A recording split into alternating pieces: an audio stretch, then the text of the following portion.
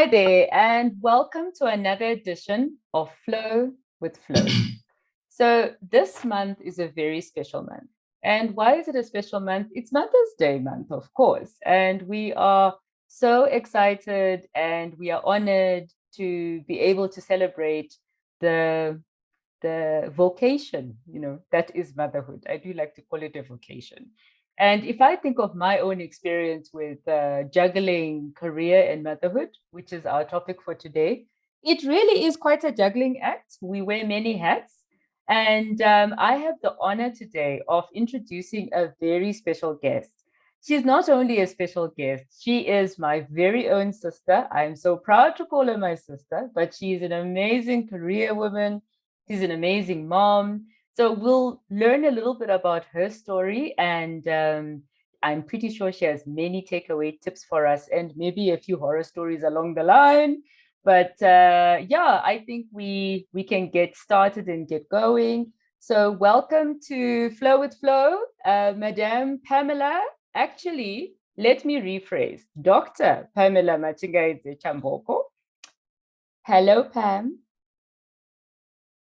Hi, Flo. Thank you for having me on your show, and hello to all your viewers and listeners. It is so wonderful to have you. And I have a feeling for those who will eventually watch the show, they'll feel like they're seeing double, just a little bit. And Perhaps. perhaps, but it's lovely to have you on. And I think us getting here has been quite a feat. It's all part of the juggling act. We tried the office, now we're home, the kids are sleeping, and we're hoping we'll get to the end. But that's all part of juggling career and motherhood, isn't it? It is indeed. It's one big juggling act. One big juggling act. And we're really keen to learn your juggling journey. But maybe let's start at the logical beginning. Who is Pamela? Who are you? And tell us a little bit about you. All right. So I am a wife to Michael and a mother to Claire Mukozweshe and Malakai Muninishe. I'm also a specialist consultant pediatrician. So my journey began in a small town in Zimbabwe called Gweru. I often laugh that my early life was a series of experiments. My mother, who was a kindergarten teacher, taught me to read at the age of 3, which was her own little experiment. And then when I was 5, I went to a Catholic Dominican nursery school, and I was actually in the founding class. This was all organized by my father, yet another experiment. Thereafter, I went to Cecil John Rhodes Primary School from grade 1 to grade 7. Thereafter, St. Dominic Secondary School from Form 1 until Form 4.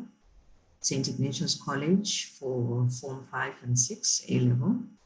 To the UZ for medical school. I did my internship or housemanship at Parenyatwa Hospital. Thereafter, I did my community service at Murewa District Hospital, which is a rural hospital. After which, I proceeded to City Med Hospital in Chituza, where I worked in a casualty department.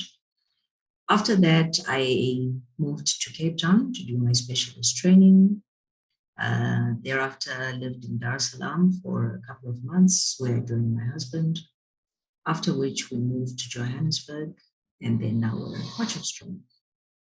Wow. So it's been quite a journey of relocating every now and then. And our time in Port has actually been sort of my most consistent period of time ever since I left medical school. Wow, that's quite a journey. And so I'm curious, and I'm sure our listeners are also curious. So when did you decide or know you wanted to be a doctor? So the idea of medicine probably came about in high school. I always knew throughout my life that I wanted to help people in some way. But then once we got to high school, I was guided by my curiosity and fascination with the human body during biology lessons. I wanted to know what exactly goes wrong during illness. How do I fix it? I always wanted to understand what was happening with sick loved ones and how to help them. So, with time, I eventually discerned that that's the direction that I was going in. And the first few years in medical school were pretty tough. But as everything starts to come together and starts making sense, and you start being able to put things together, make plans for management, make diagnoses for patients, it's actually starts to become quite enjoyable.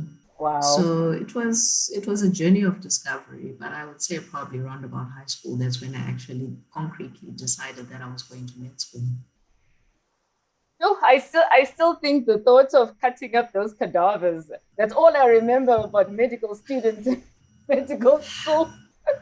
I was terrified. I don't want to lie. In the beginning, I was freaked out. I used to have nightmares about it.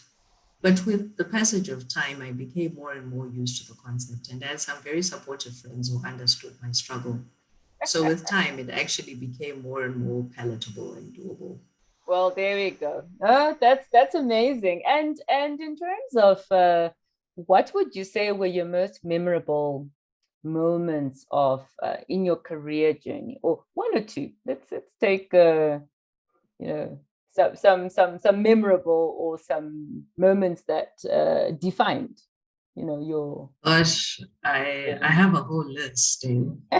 Um, so first and foremost, life as an intern doctor in Zimbabwe, this was at the height of the economic crisis, Mm, 2007, 2008. It was very challenging financially. We had very paltry Zim dollar mm, denominated salaries that were consistently eroded by inflation. And trying to make ends meet was difficult. And you can mm. imagine the disappointment after studying for 5 years and Yeah. having all these high hopes as a doctor, and yet you're still struggling. So, this actually resulted in a mass exodus of a lot of our colleagues to the Mm, neighboring countries who were in search of a better life. I stuck it out. I will say I made it through those 2 years by the grace of God. Um, the next challenge was the 18 months that I spent in the rural areas. I mean, that was next level. It was tough. It was tough being away from family and friends, away from the familiarity and the creature comforts of city life. But I did a lot of growing up and a lot of maturing during that time. And then I moved back to Harare during the time I worked in Struza. And I had a much better salary. I had a lot of financial mm. freedom and work benefits, which included a company vehicle. So that was like a honeymoon period for me. I really enjoyed that time. Nice. But at the same time, I was saving up because I knew I was going to Cape Town. And the highlight then was I was awarded a scholarship, which was going to enable me to study pediatrics at the University of Cape Town. Wow. Um, which was great. They covered my school fees, they bought me books, I had a stipend, Mm, because going to study in Cape Town meant I was going to study as what they call a supernumerary mm. registrar. And it basically meant that you're going to work for no pay for 4 years. Wow. So that in itself was super challenging. The Mm, stipend was enough to keep one fed with the mm, roof over your head and, with enough transport to mm. make it to work and fulfill all your commitments. But, it wasn't a salary. So for those 4 years, I remember facing some quite significant Mm. financial challenges here and there, but still, God sustained me during that time and I made it through. My proudest moments during that time was being admitted to the College of Pediatricians, actually passing my exams and being awarded the fellowship. And I celebrated this with my husband, who had flown in from Dar es Salaam for the special occasion. And which brings me to the next challenge of the long distance marriage. Mm. Um, my husband and I knew each other from university, although we had never dated back then. Fast forward 7 years later to June 2014, when we met in Cape Town through a mutual friend. while he was on a business trip. Mm. We sort of picked up where we left off. We started dating and we got married 6 months later. During this period, he was based in Johannesburg. I was still based in Cape Town studying there. So for 5 months, we did the Joburg Cape Town commute until he was sent to Tanzania on an intra-company transfer. And for the next 2 years, we did back and forth Dar es Salaam and Cape Town. I remember that. And that was tough. That was really, really tough. So it meant for the first maybe 2.5 years of our marriage, we didn't actually live together. And when I eventually relocated from Cape Town to Dar es Salaam in 2017, that's when we actually lived together in the same space. Wow. And during this time, I'd completed my training time. I was working on my dissertation. I was also working on my HPCSA board examinations. And then we were expecting our firstborn, Claire. So at the end of 2017, we moved back to Johannesburg. And in December, on the 12th, Claire Mokotsumishe was born. And that's where the journey of motherhood began for me. Wow. You know, I think we need to rename this show Juggling Career, Long Distance Marriage, and Motherhood. Yes. So tell me something. What do you love most about being a mom? So watching my kids grow and develop, seeing how our interactions with them shape them and how their interactions with their environment also influences their growth and development, it's really a marvel. They're at different developmental stages now. Claire is 4 years old and Malachi is 22 months, is almost 2.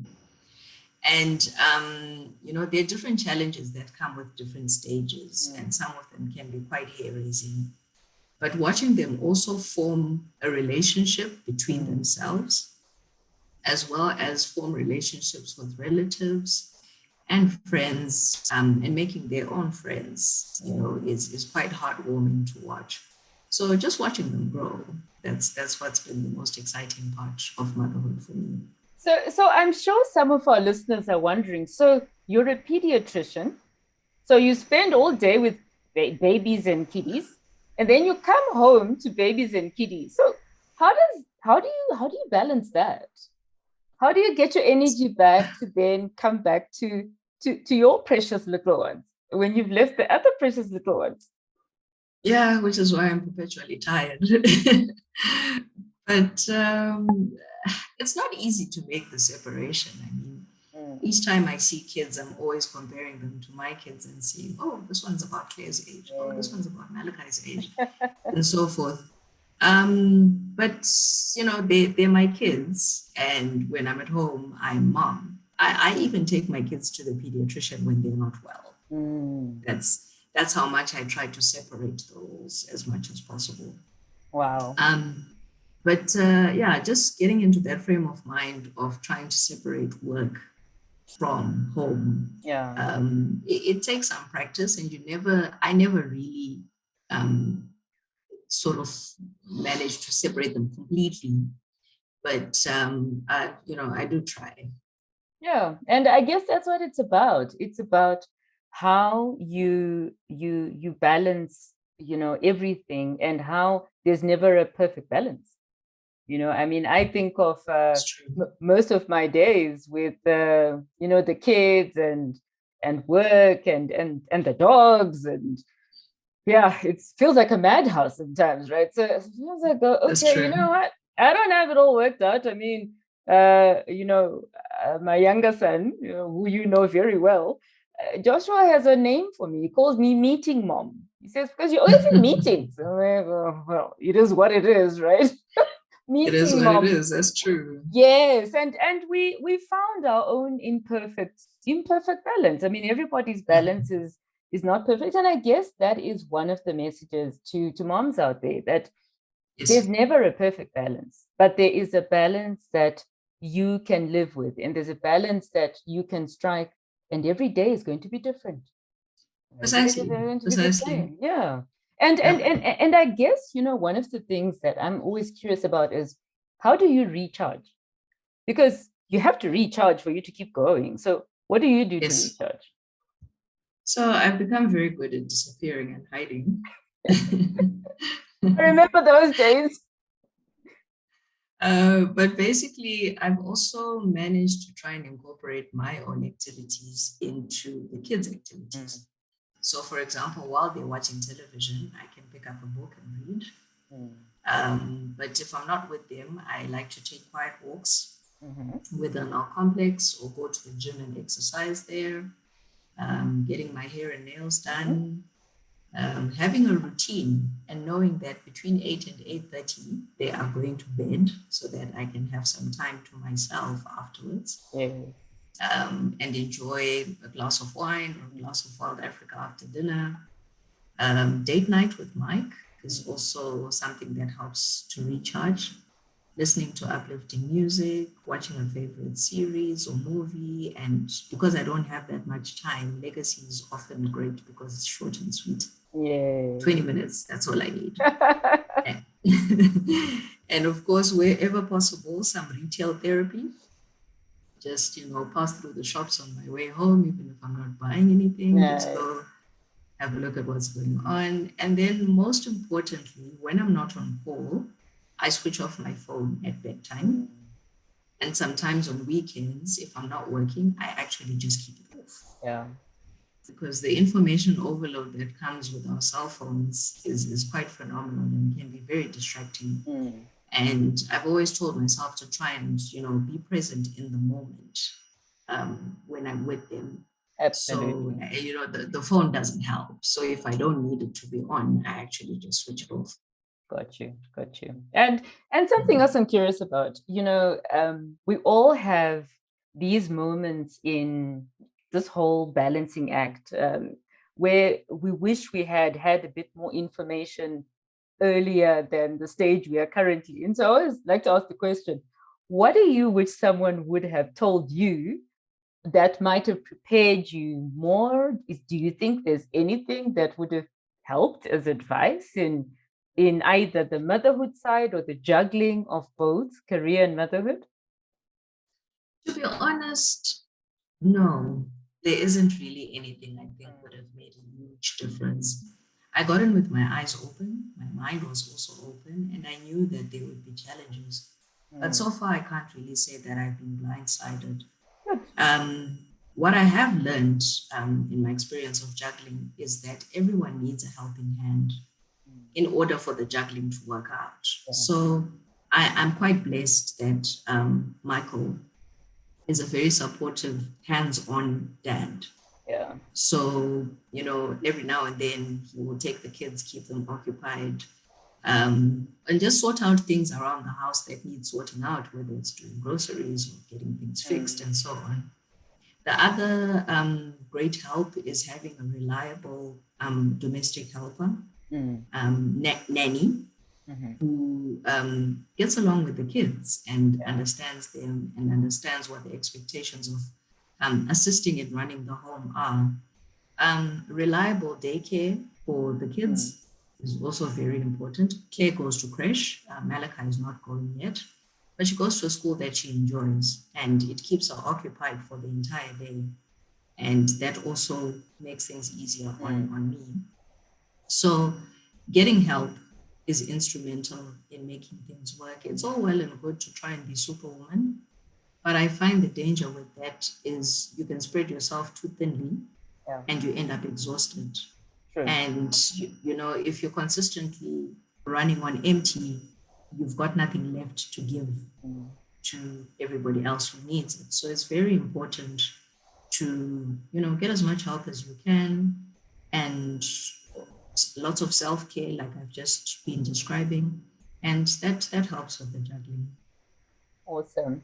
And actually, you've answered the question I was going to ask about any other advice you'd like to give other moms out there who are either, bashing themselves to say, I'm not doing a good enough job. And there's no such thing, by the way.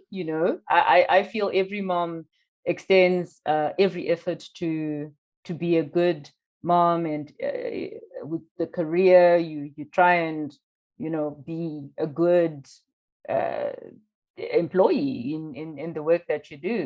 That's true. But I mean, in terms of advice, I say one day at a time. Every day comes with its own issues.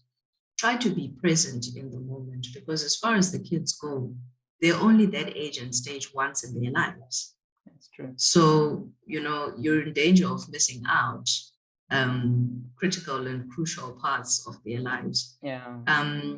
Don't be averse to getting help or asking for help. It really does take a village to raise children. Be kind to yourself. Take time to recharge. And like I've heard someone describe before, put your own oxygen mask on first. You can't pour from an empty cup. So you have to make sure that you are taken care of. And the other thing we tend to sacrifice a lot is sleep. So it's really very important to try and get adequate sleep as much as possible. Yeah, that's very sound advice. Also sound advice coming from a doctor, but sound advice coming from a mom. So I think it's really been an amazing conversation. It's been my privilege to have this conversation with you, and I'd always wanted to. So this was a long time coming. But I would just like to say thank you, from the bottom of my heart and everyone else out there who's listening. I hope that your Mother's Month is going to be an amazing month. And thank you for coming onto the show. And thank you for spending this time with us. I'm honored that you asked me to come and speak and give my 2 cents in these matters. And I really appreciate the opportunity. Thank you. Thank you very much, Pamela. And to everyone out there, thank you so much for listening, for spending this time with us. And I wish you a wonderful week. And I would just like to say, don't forget to keep flowing, to keep moving, to keep going. We're not done with this life yet. Take care. Goodbye.